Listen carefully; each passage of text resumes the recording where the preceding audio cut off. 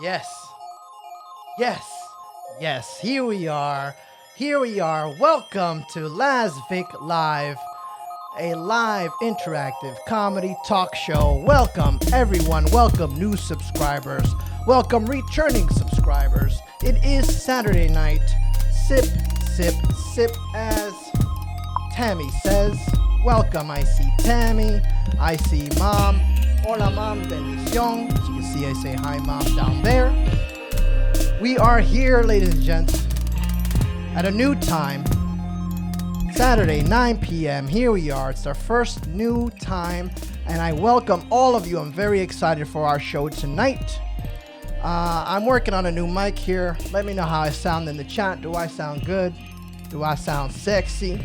Joseph Losner says, let's start the show. Ruby sending hearts. Thank you so much, Ruby. Joe, before we start the show, I have a few announcements. Sip, sip, sip. I would like to first start the show by recognizing our top fans of the week.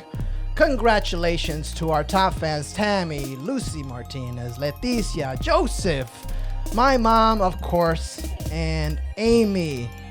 Congratulations. Thank you so much for your support.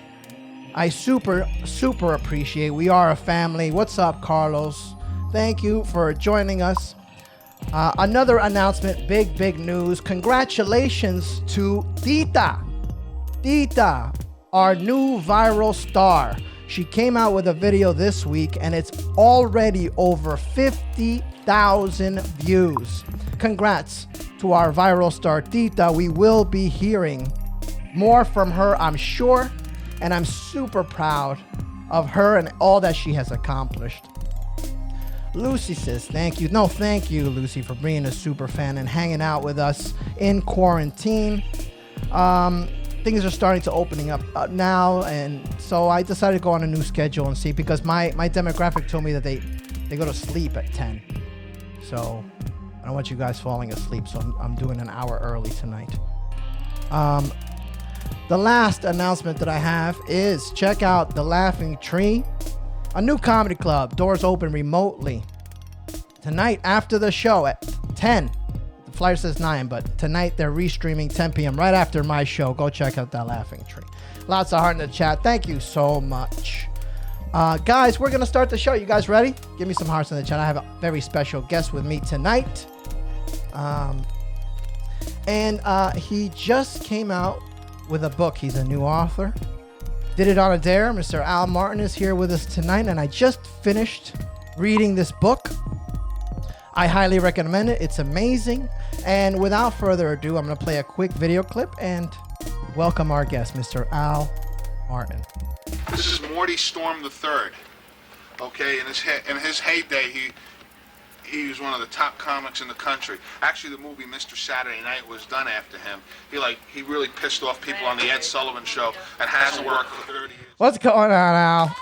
Hey, Laz, how you doing? How are you? Thank you so much for joining us. Great to be here in the Laughing Show. The Lasvik Live Show. Thank you, Al. I know you're a huge fan if you've seen every episode of my show so far. And yes. He said, let's bring Al Martin. What's going on, my friend? How are you tonight? I'm great. I'm been busy. I've been promoting the book, writing the book. Yes.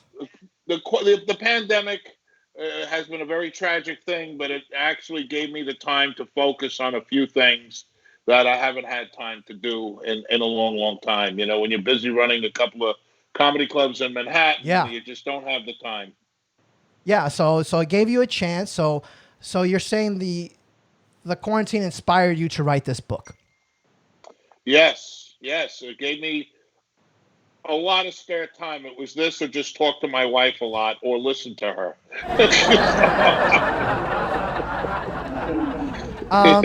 So I love that. You need that on some Zoom shows. I have been using that on Zoom. Some people find it really annoying and other people love it. So I love annoying. I like it. Thank you. We do provide canned laughter here on Lasvik Live. So Al, how long did it take you? I mean, how long did it take you to write this book? Well, the outline and the spine of the book, so to speak, has been taking me quite a while. You know, I mean, you write the You have the ideas and the stories, and you remember the stories Yeah, for a number of years. My biggest thing was always finding the time to figure out an order, figure out a sure. way to put it all together. And then I finally, when this thing hit, I really had the time, since I wasn't doing much work, to Yeah. just focus on really building the beginning, the middle, and the end of the book. And then, finding the pictures that we have. There are a lot of pictures There's in some there. pictures in the book. Yep. Yeah, and it's been like an opportunity for a dream to do. I've been wanting to do this for quite a while. And I've read the book, and I have some questions now. Hope you don't mind. Absolutely, as long as we're not giving away too much No, of we're the not going to book. give away too much because we want people to go read the book. Yes, But and ka-ching, ka-ching, ka-ching. No. I do have a few questions. Sure. The book is quite a journey, Al. I didn't realize, I've worked for you and in your clubs on and off for the past 20 years. That's how long Right. I've So there known you you. go. And you provided a place for me and my comedian friends to experiment. And I'll tell you, 20 years ago, in the year 2000, Al, I walked into your Wow. club. Actually, in 1999, I produced a peanut gallery show in your club, which you allowed Wow. a kid out Wow. of So that would college. have been at 24th Street, right? Yes, New 24th York Comedy Street. Club. And I know you started the New York Comedy Club on 42nd, 48th. 48th. 48th Well, and 2nd. yeah, yeah. Oh, I mean, I was producing a show at yeah, a Houlihan's at 42nd that's and right. Lex, and we got thrown out of there That's because right. the night before there was a reggae show that didn't go very well. Surprise, surprise. Yeah. And the Houlihan's decided they were no longer going to have um, shows produced of any kind, and they lumped me in with it. And Yeah. then I had to, as we just talk in the book, I had to really, on the spur of the moment, find another location. And before that, you were selling polygraph machines, Well, right? I was doing You were polygraph doing polygraph. You tests. were you were Yeah, actually a tester. I was before. Yeah, I was a tester performing the exams, and I worked at a department store, Century 21 department stores in Brooklyn. Yeah. They fired my ass for whatever reason, and necessity is the mother of invention. I had a 1 year old child at the time. I decided to again downtime, Yeah. not working. I went to school. I learned how to administer polygraph examinations, and then went on to build one of the largest in a totally different life. Hmm. Went on to build one of the largest polygraph firms in New York until one day they decided to pass the anti-polygraph legislation bill, Wow. which put me out of business. Yeah, so I was back at the drawing board all over And again. and that's how the New York Comic Club was born, and it was born on a dare. Yeah, In a it way, was you born became on a you dare. became a comedian on a dare. And here That's is right. Al, Evening at the Improv, 1994. Evening at the Intro, 1994. Young Al doing comedy. Yeah, So you were a comic before you were a club owner. So you correct. understand. You have the blood of a comedian.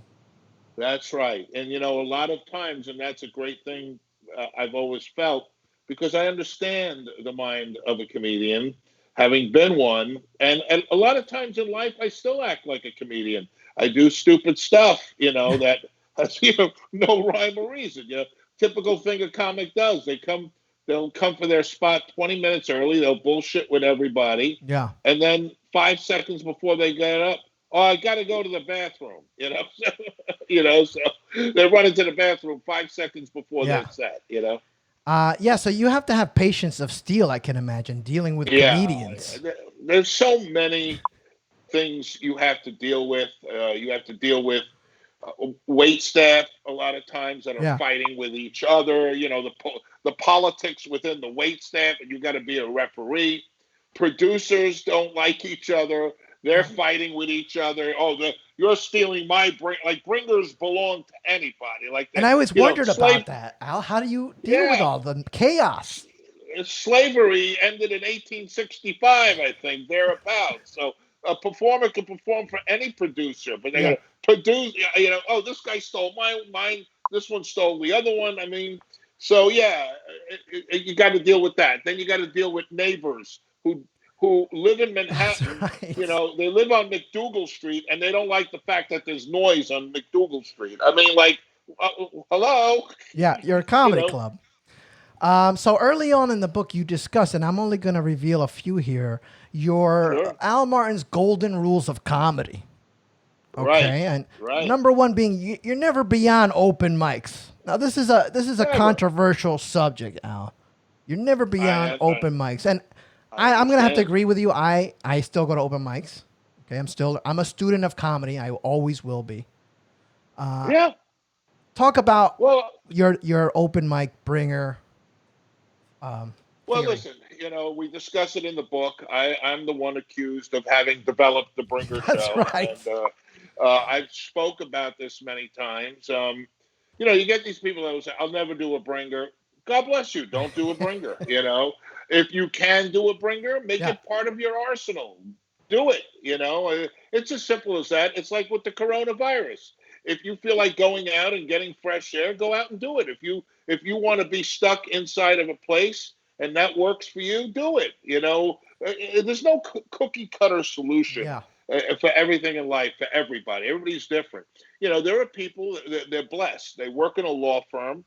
They have 2,000 people in that law firm that want to go see them make an idiot of themselves on stage, and Hmm. they can tap into a bringer show. Is that good for me as a club owner? Yes. Is it good for them? Yes, because it allows them to perform in front of thousands or hundreds of people. I'm sorry, over hundreds of Yeah. people. Now, if you're a person that doesn't have any friends, but you don't have any career of any sort either, and you live in your parents' basement, you don't have maybe the commodity of bringing friends to a bringer show, but you have the ability to spend a lot of time at clubs, into the late hours and get an opportunity to get on stage where you don't have to bring an audience. So everybody has assets, hopefully, that they can utilize, and everybody's path is different. So if you're able to do a bringer show and you have friends to bring, by all means, bring them.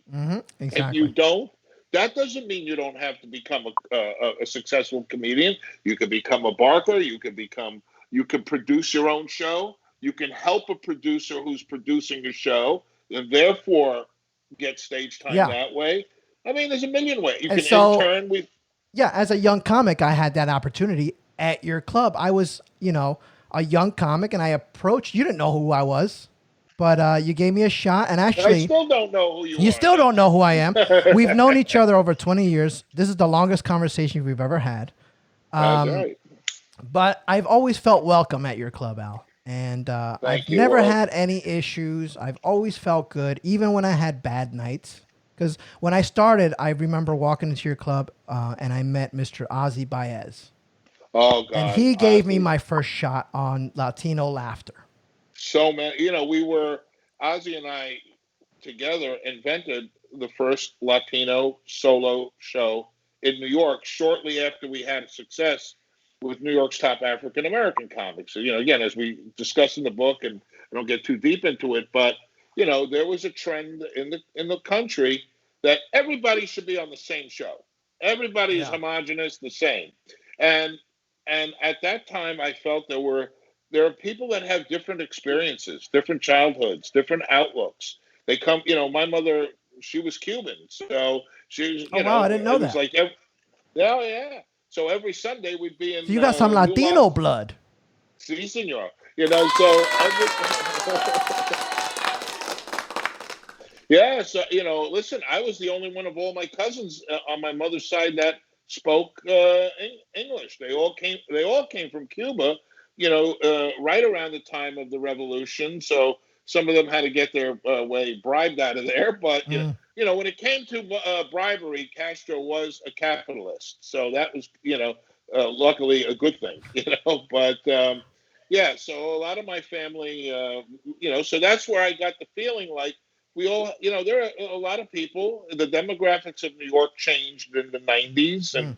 and around the time that I was operating the clubs, and I think there was a desire for people to feel watching, and that might have changed now a little bit years later with assimilation and Yeah. people joining It's mainstream, evolving. Yeah. evolving, and you always got to be aware of that. But back then, there were people that wanted to see comedians that looked more or less and sounded more or less and had the same experiences Yeah. more or less like them. And that's why we developed those shows at the time. So here's another golden rule: make yourself useful. That's a very That's right. very good advice. Yeah, I mean, you look, you're starting out, and people don't understand. And I certainly have pissed off my share of comedians through the years because they come to me when they're not necessarily ready to join the lineup, but they think they are. Yeah. A lot of times, there are certain people that think they're ready, and we name names in the book, but the basic concept is that you're not ready a lot of times when you think you're ready. So I would, when you have a lineup at that time of people like, Liz Winstead and Wanda Sykes and Brett Butler Hmm. and David Tell. Those were the people that were big and hot in those days. Bill Hicks, you don't have room for certain people that years later went on to become stars in Yeah. their own right, but at that time they weren't quite there yet. They were just a little above open mic level. So you make those decisions, and when you can't crack a lineup, the best way then to get up on stage is to figure out a way to become useful at the club, whether that's interning. And we've had some tremendous successful interns: Sam Morrell, Mm. Pete Coriali, Katie Hannigan, people like that. Yeah. Ozzy Baez was a comic, or wanted to be a Hmm. comic to some degree, and he got his start videotaping shows. So he was a videographer. Okay.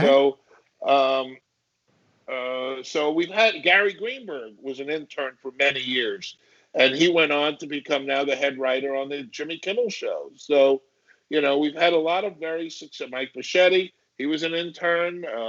One intern went on to become my manager, went on to become my competitor at Gotham, Chris Mazzilli. So we've That's had a right. lot of we've had a lot of interns through the years who couldn't get up on stage, Yeah. so they made themselves useful at a club. And I started that way too. I couldn't get stage time, and I helped a producer set up his show every night. Set up the mics, seat people seat people in the room, and that was really how I got my start. And if you can't crack a lineup, Yeah. find a way to be useful. Joseph says barkers are also essential workers. I remember being Yeah. outside barking as well back in the day. So the last one is kind of tied to the second one. Find a headliner who needs Yeah. a ride. That makes a lot of Right. sense. Make No, yourself yeah. And if useful. you, yeah, exactly. Look, use and trade on whatever assets you bring to the table and can bring to the table. So if you're a person that has a car and you can get a headliner to Pennsylvania on a weekend, Yeah. and he doesn't have a car because he lives in Manhattan, and he can get you 5 minutes on the show. Uh huh. And we talk about that in the book, if you Exactly. remember. And that's A how great adventures story, ensue. adventures ensue. And if you connect and you click on that ride, you never know. You might wind up opening for a future, you know, You never as know. that person raises up the level, you raise up the level of Uh, the stair. Skipping ahead real quick, I want to go to a story I found very interesting. I'm bringing up a picture here. Can you tell us about this gentleman a little bit? Bob Golub, one of my best friends. We've been friends now since about 92. Hmm. So that would put us almost at the 30-year mark. And he was quite an influence on me when I first started. And, a perfect example, we both had something that the other person needed Yeah. back in those years. Bob was a very strong comic on the road, but wasn't working too many clubs in the city. Mm. And I had a city club, and I remember Rich Voss bringing him in one day and introducing me to him. And I had just heard about him before that on um, on the Howard Stern show. I think he actually challenged, if I remember correctly, he might have challenged Andrew Dice Clay to a fist fight, if I Wow. remember correctly. You might Google that at some point. But he had some notoriety that got him on Stern. In those years, I listened to Stern when I enjoyed Yeah. the show in those days. It was a lot different than it was now, but I knew Bob from there, and I was a little starstruck having heard him on Stern, and we put him up, and I wound up traveling with him on the road, And and it became a great friendship that benefited both of us. and there was an interesting, great story in the book about you used to wear a toupee, Yes, I did. I did. and Bob I did. He put an end to that. did not like the toupee. No, I he don't know if did you want to not like the reveal what toupee. happened to the toupee. No, buy the book. It's a great story. So Bob hated your toupee. Something happened to that toupee, That's right. and I Nature was took its laughing course. my ass off when It I was a read true that story. story. It's a true. So that's true. That's 100% true.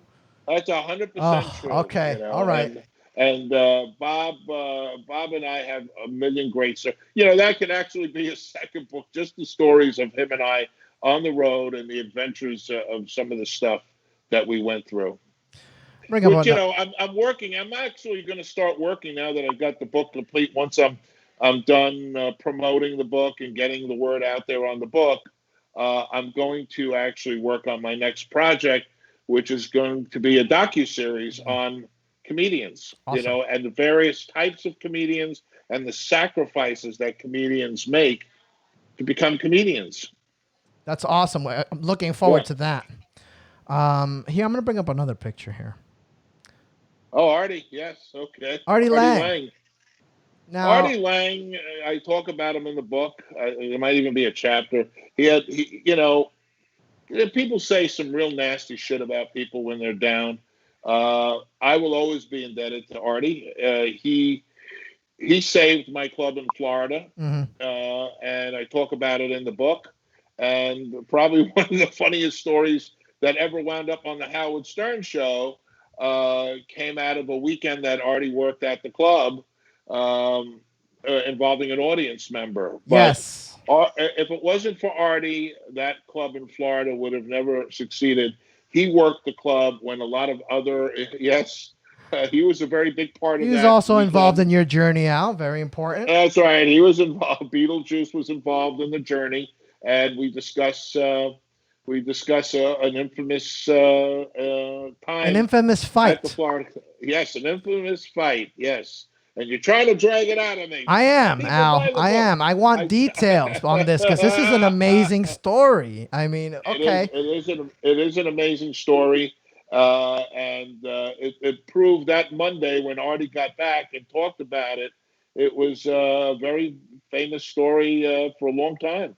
I don't know. He might have discussed that story in his book. I'm not sure. I Yeah. do remember. He started an improv at the New York Comedy Club, which he talked about in his book. And I don't know. He might have mentioned that story in Florida. It was a pretty great story Yeah, it's an amazing also story. involving also involving a toupee of sorts. Yes. So So that's two buy the book. toupees in one book. Toupee destruction happens.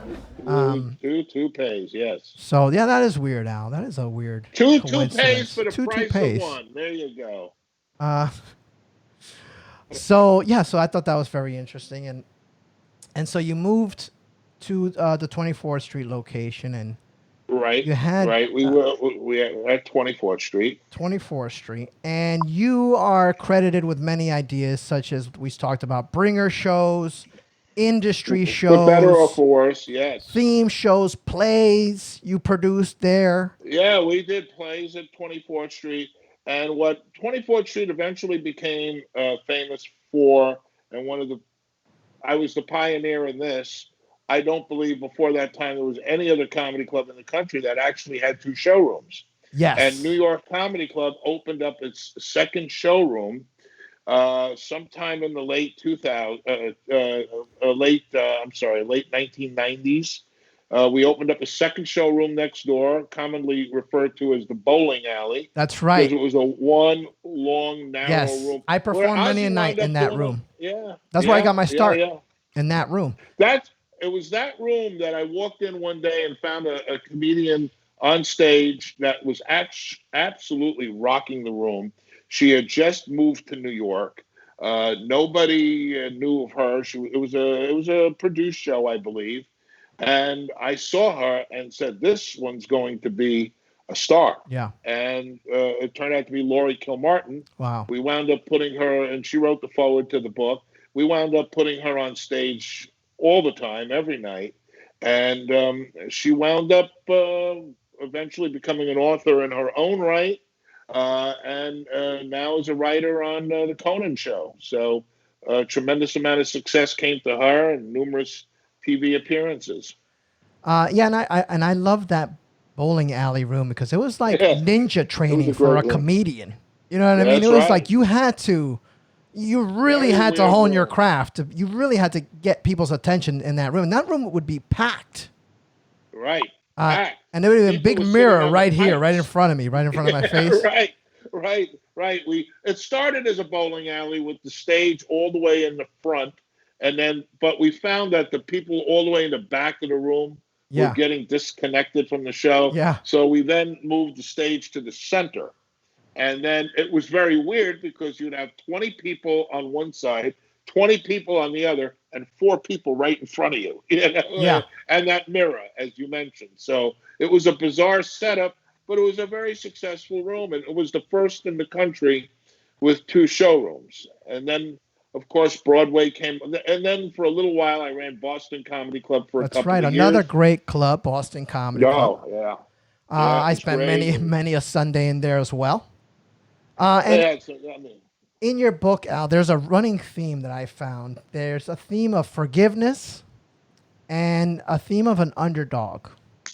yeah, yeah, And I very, found very that astute. forgiveness aspect very interesting. And I said, yeah, you know what that is, Al? Because, back in the 90s or 2000s when I start, you hear a lot of shit from comics and, there's a lot of drama because comics are narcissists and we're crazy. Yeah, We're crazy people.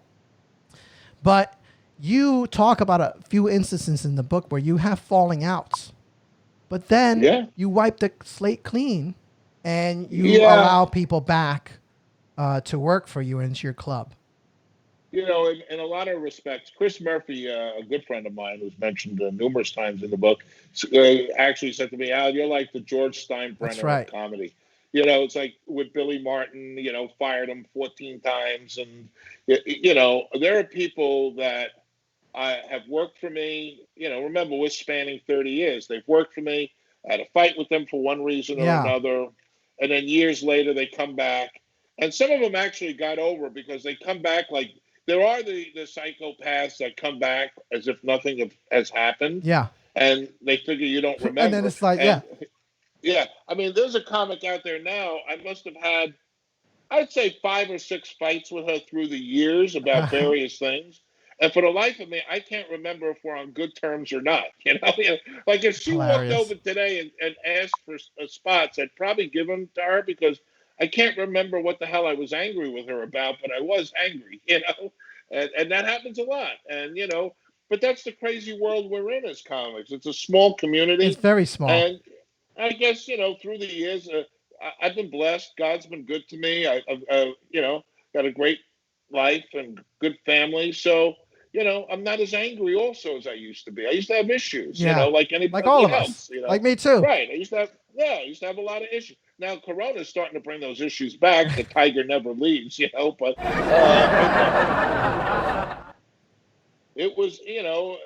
I've learned to control things, and I feel good about when you feel better about yourself, your anger towards others sort of dissipates, and it allows you to be the best person you can be, I find. I'm still very angry in the mornings mostly.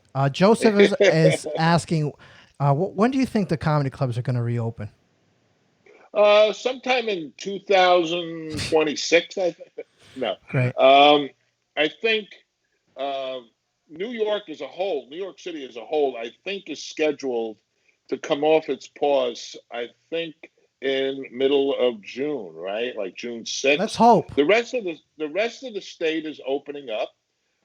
New York City is projected to open around the first or second week of June, and then they're saying that's phase one. Yeah. And that confuses a lot of people. A lot of people go, "Oh, thank God, I heard you're opening on June 6th." No, we're not opening on June 6th. Phase one is happening on June 6th, which is retail, construction, So and a whole what do bunch you of other think? What are you things. doing in your clubs or, for this new Well, world? we're phase four, so I'm thinking that 2 weeks in between each phase, I'm projecting an opening, and that's assuming New York does not go backwards in any of the phases and have any reoccurrences or bad numbers. Yeah. I'm hoping for us to be open sometime in mid-August to early September. I think Okay. that looks like the probable time frame, unless there is also a lot of pressure on the mayor and on the governor to maybe get things moving a little quicker than what they're talking about. And I certainly hope there is. That is, but it's been a very challenging time because you have to do numerous things at one time. You have to work on getting financially set to be able to survive to that Right. opening date. Then you're going to be opening at a very limited capacity. I don't think, obviously, they're not going to open us up at 100%. So you have to be prepared to open up at anywhere between 25 and 50%. That's right. And that's, unless you are able to work something out with your landlords or you're able to um, severely decrease your expenses Yeah. or add shows or do some combination of that, it's going to be a challenge opening because if you have 100, there are certain expenses that are not going to change. What you pay the comics are probably not going to change. What you pay your staff is mandated by minimum wage. Yeah. Insurance isn't going to come down. Wow. Electric, phone bill, cable, internet, all that stuff's the same. Postage is the same. So if you open at 25% capacity and you haven't really gotten any kind of break of some sort on your rent, you're looking at opening at 25 to 50% and paying 100% rent. You do the math. I It's don't know how you it's deal as a ugly. business owner in these challenging times. It's especially as a entertainment owner. I can't imagine how challenging all of that must be, Al. Oh Speaking of yeah, speaking of comics I'm pay, gonna start looking like him soon. speaking of comics pay, Al, I wanted to bring Yeah. up Sarah Silverman. I know it's a little Oh, okay. controversial, Al, Oh yeah, it was very controversial back in 2000, I believe, but it is in the 15. book, and I wanted to talk about Yes. it because it is important. Now I'm a fan of Sarah. I like her. There was a misunderstanding, and it was in the papers. It was all over the media. I remember. Yep. Yep. Yep. Yep. Can Yep. you tell Yep. us a Yep. little tiny bit, Al? Yeah, just a tiny misunderstanding. Well, no, basically, Sarah uh, came in one night, asked for a guest spot at the club, and we did not have any objection to her doing a guest spot. But as a comedian, guest spots are not expected to be paid. Mm-hmm. And I felt bad not to pay her, and I wanted her to come back, so I gave her cab fare. Yeah. And when she later found out what the spot actually paid, a full spot paid, she came in indignant and wanted to get that same pay. And I said, "Well, I don't understand. I operate on a budget. This is what we have to Yeah, spend so on the she came show." in one night. It was a surprise. You wouldn't expect her She there. saw, yeah, exactly. You She have saw your the comic crowd, lineup that you book. It's booked. You have your right? budget. It's set. You're producing your show. Sarah shows up, Correct. which comics show up all the time.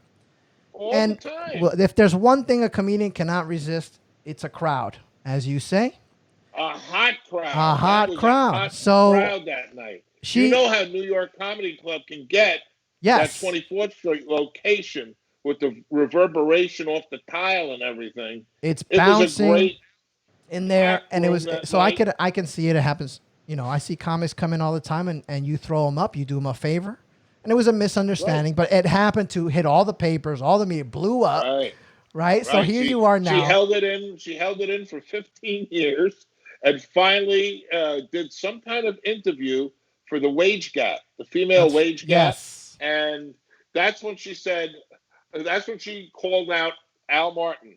And if you're ever going to call out someone born in Brooklyn, you better come packing, man, because we're going to come back at you. We don't just go hide.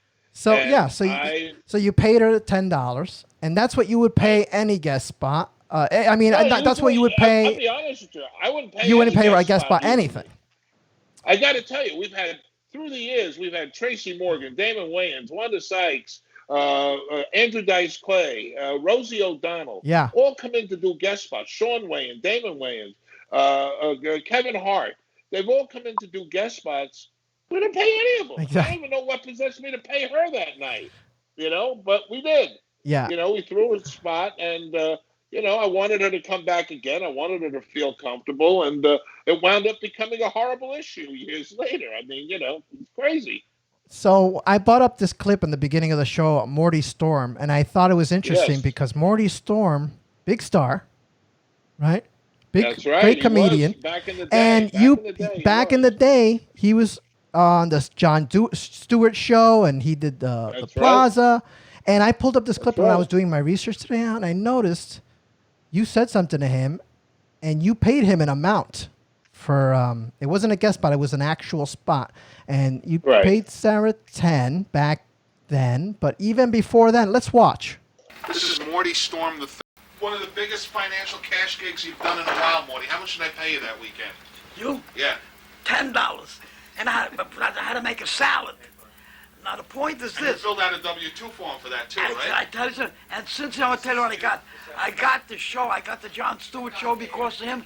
Been on it 7 times. One famous story about Morty Storm, though, right? One time, this person comes out of the audience, and they walk over to Morty, and they go, "Excuse me, sir, do you know where the toilet is?" And Morty, what'd you say? You're in it. So Al, I brought that clip up because you paid him 10. He went on Right. to book, But he made a salad too. and he made a salad. And Morty is a man, right? Correct? Right. So you paid a man and Correct. a woman the exact same. I just wanted to point that out. There you go. That's evidence. for you. Investigative reporting on Lasvik Live. Ladies and gentlemen. Let me tell you, I've been doing a lot of these interviews for the book, and you are probably the most well prepared out of Oh, everyone. thank you so Clips much. and everything. Thank you. That means a lot, Al. I have a lot of time on my hands. Moving on. Yes. And you're getting a lot of love, by the way, in the chat, Al. Lots of hearts. People are loving your story. Thank you. Please, ladies and gentlemen, if you want to know more, here is the book on Amazon. That's right. It is on Amazon.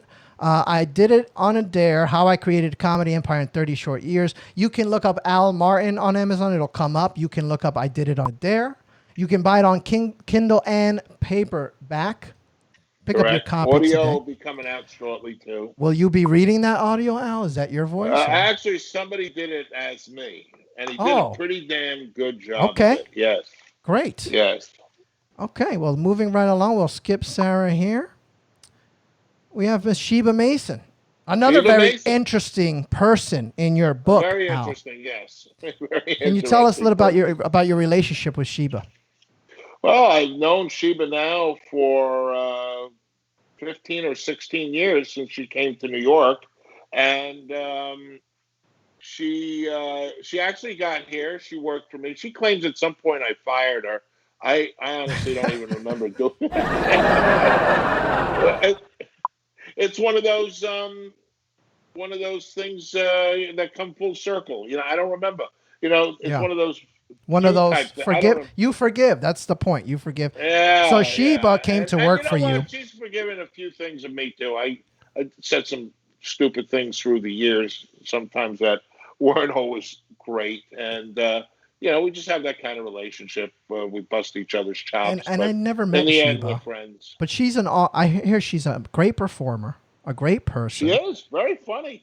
She's very funny in her own right. She has great comedic genes. Obviously, the daughter of Jackie Mason. So, and I just respect her perseverance in the business because it's a very rocky relationship that she has with her dad, and So he never he, really. for people to know, Al, Jackie Mason denies that he is the father of Sheba Mason, correct? That's correct. And just Google Sheba Mason baby pictures or something, and you're going to see Jackie Mason's face on a 3-year-old. Yeah, look I at see that. it I mean, here. come I on. see it here. I pulled up two Yeah, random pictures. I obviously. didn't need to pull up baby pictures. She There you looks go. exactly like him. I bet she's way prettier than Jackie. Oh, way prettier. Yes, of course. But there is a striking resemblance between the two. Audience, what do you think? Absolutely, and What do he you think, denies it. chat? Is this her father or not? What do you think, chat? Let us know in the chat. Oh, absolutely. This is a There's no, crazy there's no. situation, Al. Yeah, and he denied it. And there's a story in the book about how far he would go in his denial, and my response to it. So, it's all very fascinating And behind the what scenes is stuff. interesting about you is that you could have. He's Jackie Mason's a big comedy star, and you say in the book you're a fan, and you could I have love them. easily, as a club owner, said, "Well, I got to put business before anything else, and so Right. I'm not gonna give this young lady a job because it could hurt my business." But you didn't do that. You No, I gave didn't her a do that. shot. Yeah, and much to my blood pressure at times, but I did give her a shot. And listen, I'll tell you something about it. I'm always a fan of the underdog since I was one That's right. myself, and I was a victim of bullying as I was younger.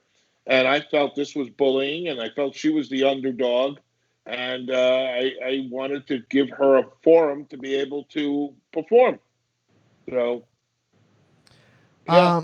I just want to acknowledge, I have a stalker. Now, Anthony says hi. He's been Paul saying hi Morris. all night. Yes, Anthony, Hi, I Anthony. acknowledge you. How We are hear you? you. Hi, Anthony is a huge comedy fan.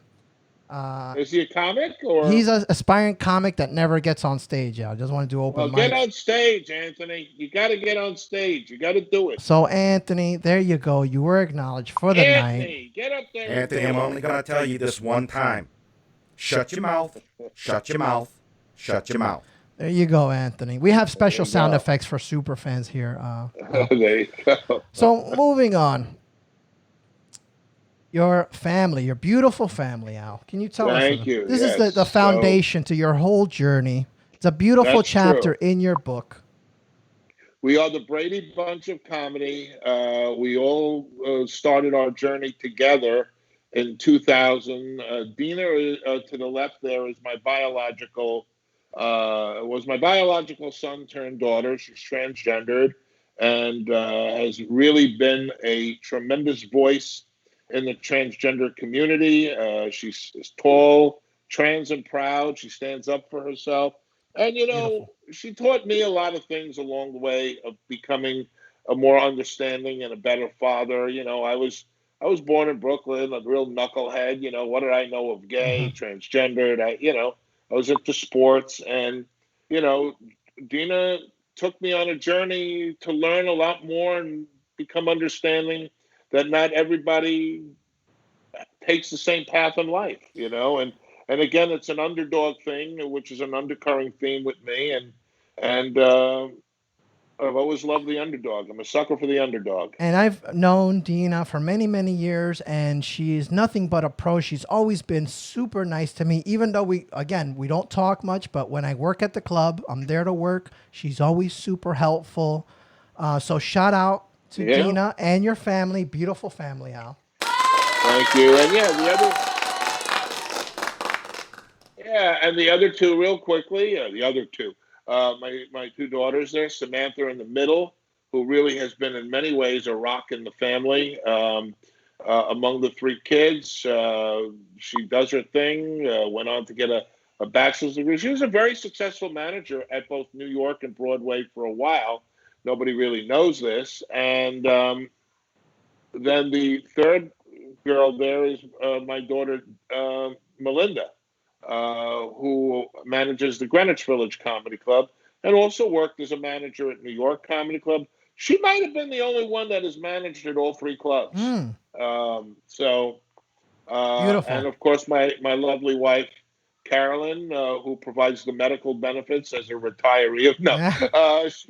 she has been a great wife and a great mother, and you know, really, because she was not in stand-up comedy, Yeah. she really has provided me, with a rock. Because if you only expose yourself to comedians, you really could become nuts. And she gave me a place to go to get away from comics and have a normal life to some extent. And I think that's super important that you, especially for comedians, to know that it's okay to have Yeah. a well-rounded life, and you don't have to make comedy everything. You don't. I think if you do, you're going to get in a lot of trouble and you're going to break your heart a million times. It's a very And cold you kind of have mistress to live comedy. life in order to do comedy because you have to have something to talk about. Yeah. You have to be grounded in stuff other than comedy as well. So if you can get a partner that's a civilian and not in the comedy world, it's a good, and especially one with medical benefits. Now, you know, We like that. We like that. We like medical benefits here. Al, finishing up here, sure. we want to talk about you sold the New York Comedy Club after what 24 years?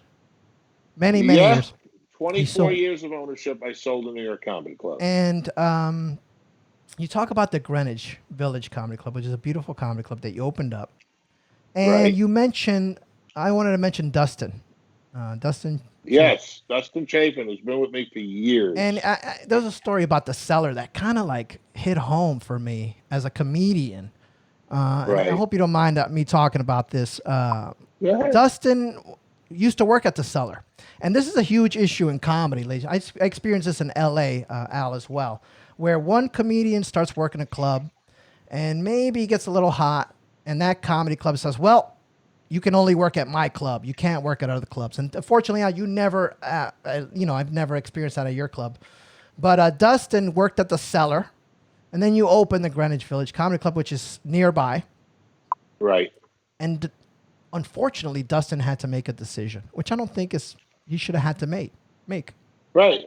I don't think he should have had to make it either. And I had a conversation with him, and this is a really great story in the book. But I had a conversation with Dustin, and I said to him, "You need to really think very carefully about this," because he wanted to manage and book the Greenwich Village Comedy Club. And I said, "You're working at the cellar. This was Yeah. your lifetime dream, and I can understand. Listen, for a comedian, this is a choice they usually have to make. I don't think there's any doubt. You get to sit at a table with Chris Rock and Dave Chappelle and all these guys, and Yeah.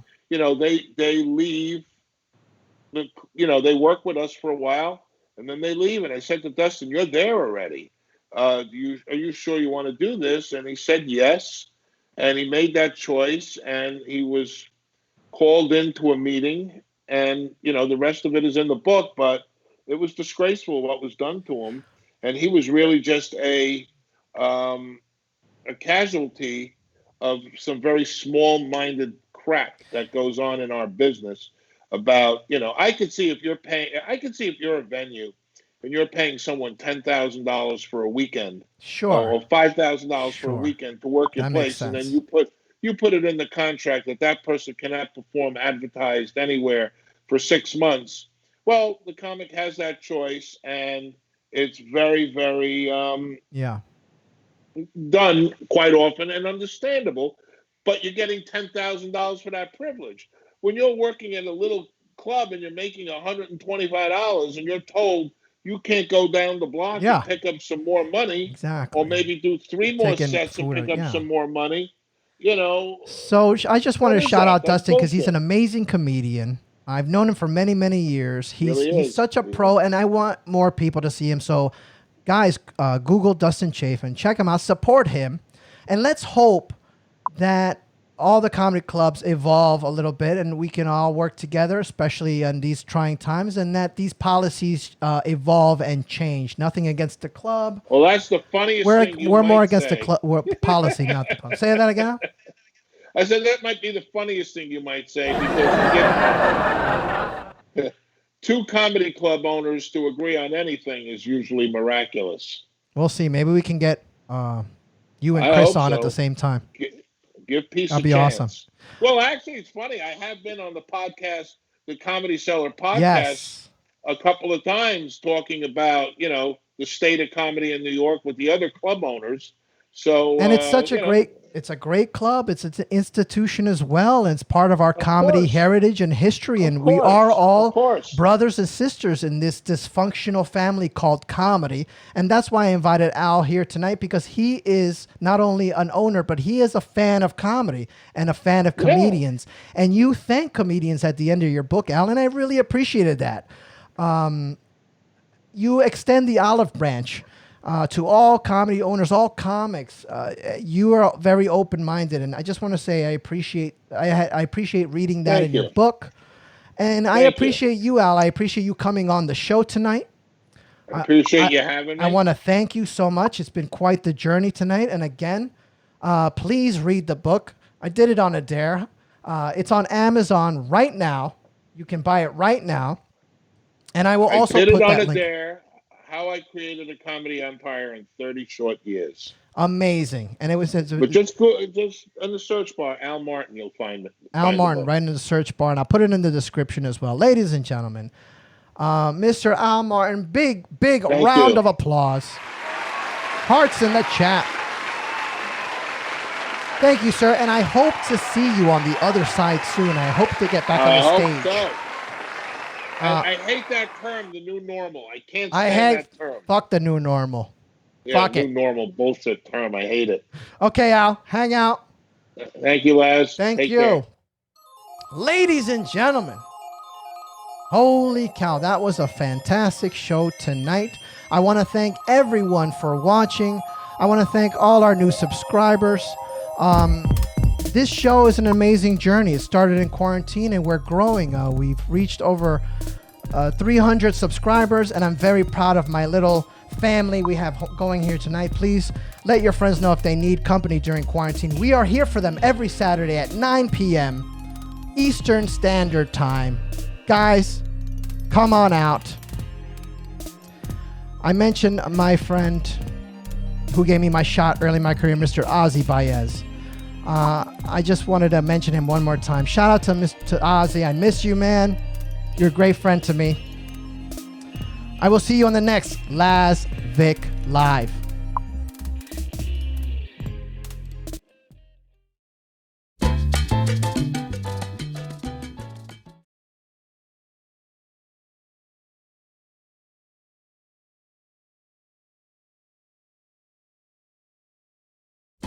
Mira, today I'm gonna read a story for the kids because los nenes deserve a nice story, alright? For all you parents out there that are keeping your kids inside and not taking them out.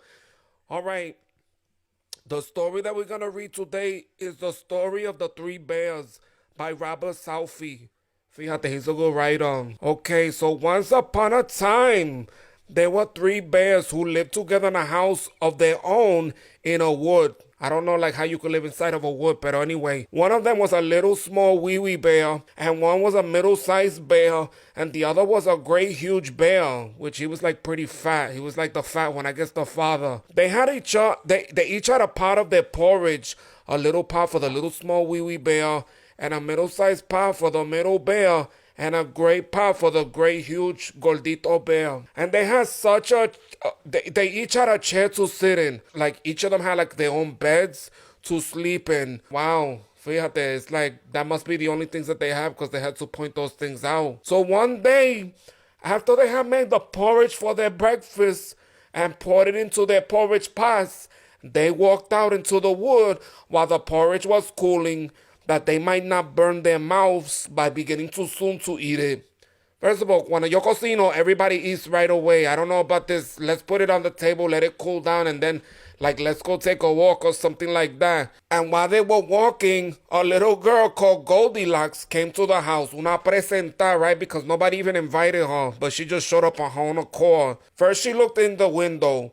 And then she peeped in the keyhole, and seeing that nobody in the house, she turned the handle to the door. Ave Maria, how you gonna go to open somebody's door? You don't even live there. That's like mad disrespectful. So the door was not fastened, because the bears were good bears who did nobody any harm and never suspected that anybody would harm them. So Goldilocks la pendeja opened the door and went in, and well, pleased she was when she saw the porridge on the table. I mean, Ave Maria. First she's gonna break in, and then she's just gonna go ahead and like freaking, eat their food. I mean, come on. You need to like, hello, like what's wrong with you? So she was in their bed. But the porridge looking tempting, and she said about helping herself. So first she tasted the porridge for the great huge bear, and that was too hot for her. And then she went and tasted the porridge for the middle bear, and that was too cold for her. And then she went to the porridge of the little small wee wee bear and tasted that, and that was neither too hot nor too cold and just right. And she liked it, so she ate it all up. Fíjate, right? She put her mouth on all the bowls, and then she got to the last one. How you gonna show up? You're gonna break into somebody's house, you're gonna eat their food, and then you're gonna complain about that shit? So then Goldilocks sat down in the chair of the great huge bear, and it was too hard for her. Then she went into the chair of the middle bear, and that was too soft for her. And then she sat down in the chair for the little small wee wee bear, and that was neither too hard nor too soft, but just right. So she seated herself in it, and there she sat till the bottom of the chair came out, and down she plump on the ground. Mira, se metió de presentar, and she broke the chairs también. Le comió la comida, and now she's sitting in the chair, she's breaking the shit. That's mad disrespectful. Mira, if Goldilocks was to break into my house, I swear to God, I would take my earrings off, I'll put on my sweats, and I'll fight that bitch. Then Goldilocks went upstairs into the cuarto, into the bed chamber in which the three bears slept. And first she lay down upon the bed of the great huge bear, but that was too high at the head of her. And then next she lay down upon the bed of the middle bear, and that was too high at the foot for her.